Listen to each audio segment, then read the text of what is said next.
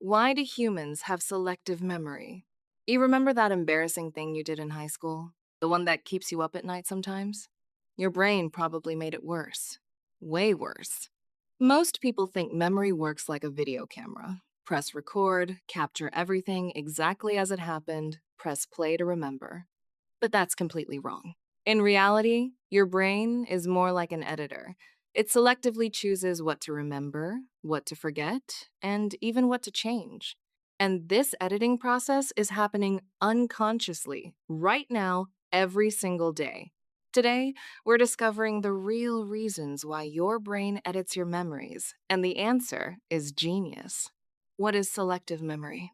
First, let's define what selective memory actually is. Selective memory is when your brain unconsciously filters information. It decides what's worth keeping and what can be deleted. But here's the key: it's not random. Your brain filters based on your beliefs, your emotions, and your identity. Think about this.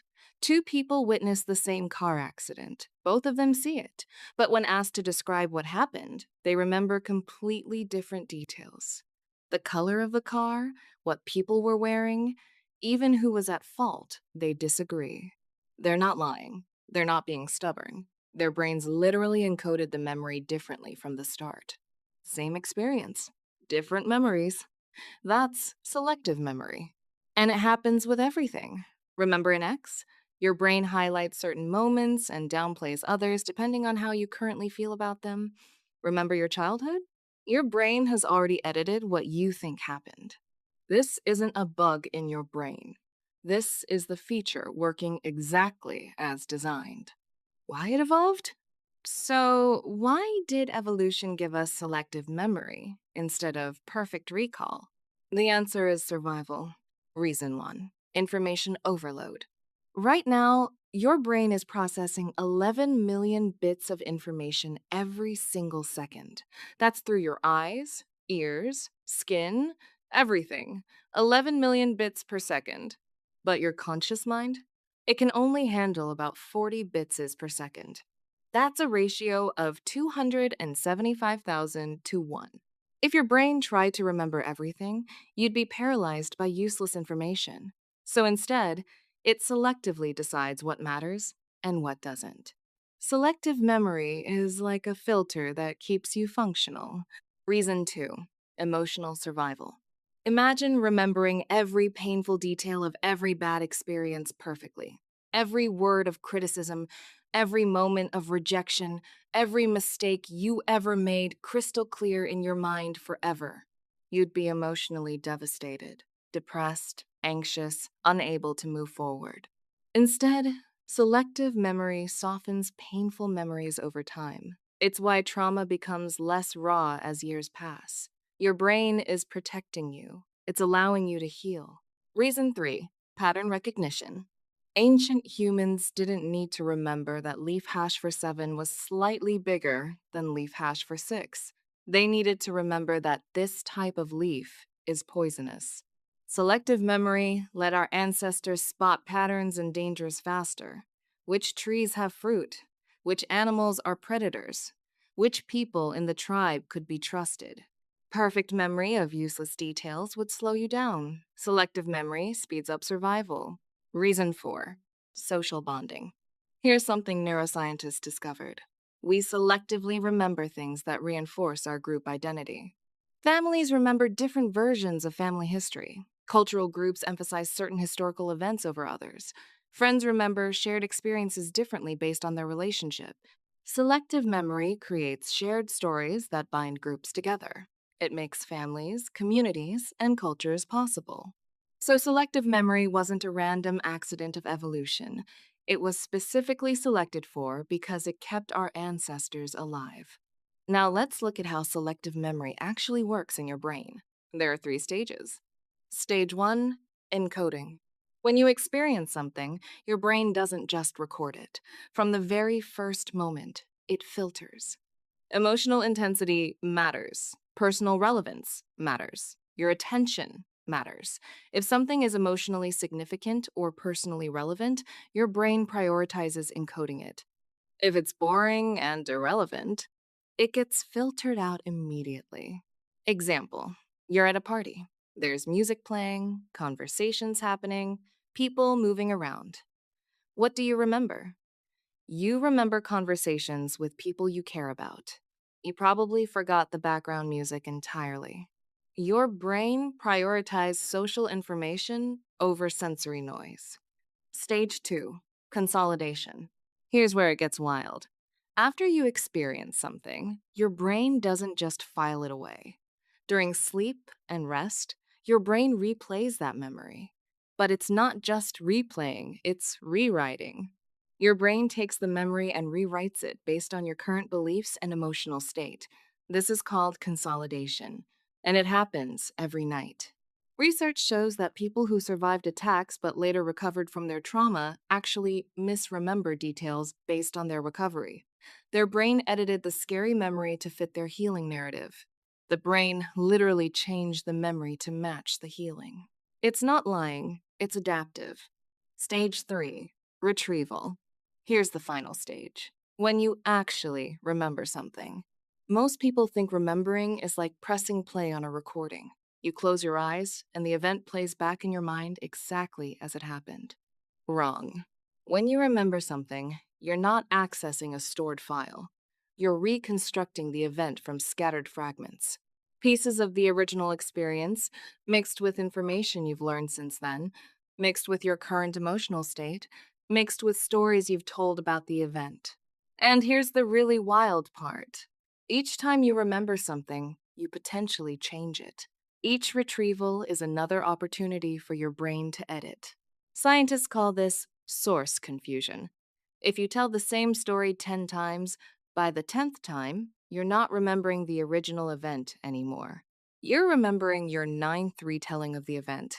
The memory has shifted. This all happens in specific brain structures. Your hippocampus decides which memories to keep and which to throw away. Your prefrontal cortex filters information based on your beliefs and identity. Your amygdala emphasizes emotionally charged information so you never forget threats. Together, these regions create selective memory. They're not creating perfect records, they're creating adaptive memories that keep you alive, emotionally healthy, and connected to your identity. Let's make this real with actual examples. Example 1, the embarrassing moment. You did something awkward 5 years ago, something that makes your stomach drop when you think about it. You remember it as absolutely humiliating. But here's what's interesting. Ask the people who witnessed it. Ask them what they remember. Most of them barely remember it at all. The difference? Your brain selectively amplified that moment because it's connected to how you see yourself, your identity. Meanwhile, their brains filtered it out because it wasn't relevant to their identity. To them, it was background noise. Same moment, completely different memories, both accurate to how their brains encoded it. Example 2, nostalgia and the good old days. People say things were better when I was younger. The 90s were great. Kids these days don't understand how good we had it. But here's the thing. Research shows life was actually harder back then. Less technology, less convenience, more economic uncertainty, more health risks. So why do people remember the past as better? It's called rosy retrospection. Your brain selectively remembers the positive moments from the past and downplays the struggles. The good days stay vivid, the hard days fade. It's not dishonesty. It's selective memory making the past seem better than it was. Example 3, eyewitness testimony. In court, eyewitness testimony is treated like gospel truth. I was there, I saw it. Here's what happened. But decades of research shows eyewitness testimony is actually unreliable. Why? Because of selective memory.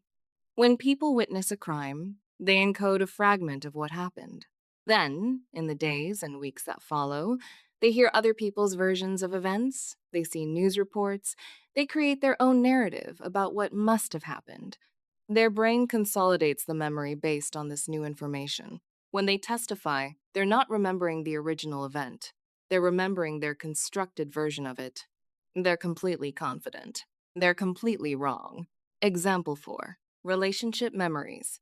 Here's something relationship therapists see all the time. A couple has a big argument.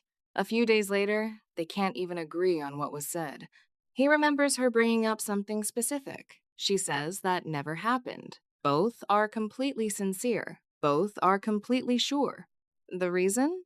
Their selective memories are filtering the experience differently. The way a couple remembers shared events actually depends on the current state of their relationship. Happy couples remember the same event differently than unhappy couples. Their brains are selectively emphasizing different aspects of the same moment. So let's bring this full circle. Why do humans have selective memory? Because it's not a failure of your brain, it's a brilliant feature. Your brain is an editor, not a recorder. It prioritizes survival, emotional well being, and identity over objective truth. And that's actually the right strategy. Perfect memory would destroy you, selective memory saves you. Now that you understand this, everything makes sense. It explains why people misremember things completely differently. It explains why eyewitness testimony can't always be trusted. It shows why nostalgia feels so powerful. And it reveals why people in conflict see situations so completely differently.